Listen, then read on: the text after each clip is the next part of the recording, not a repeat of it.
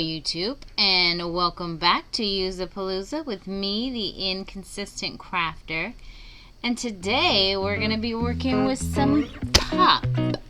I don't know what I'm going to be doing with the plaster of Paris or what I'm making yet, but I've been hoarding this box for far too long, and it's time to start using it. Alright, you know the drill. Enjoy!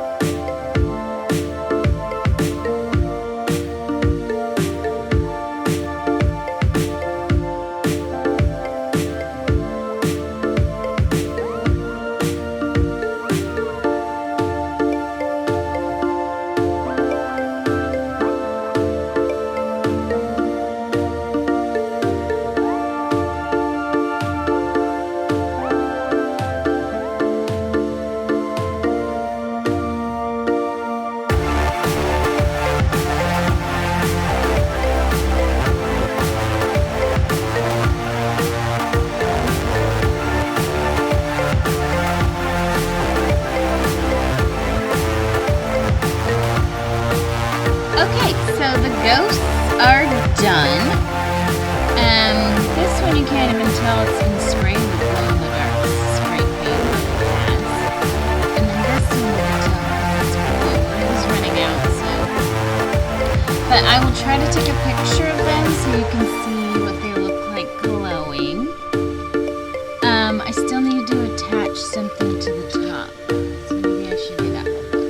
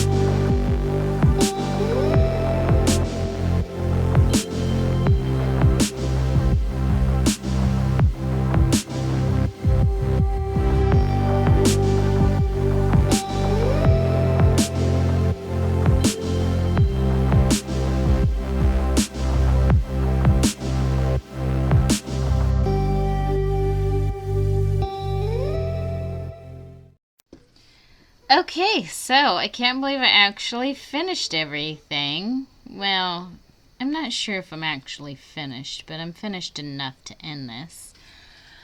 Let's start with the thing that's actually done, and that's the tic-tac-toe. So as you see, hold on one second.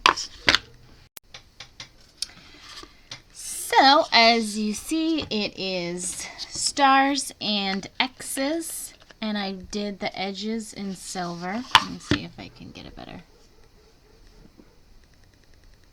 Yep, that's a little better. So it's metallic green, and then the edges are metallic silver. And then on the stars, they are blue with silver edges. And obviously there's 5 of each so that you can win, you know, as the stars are the X's.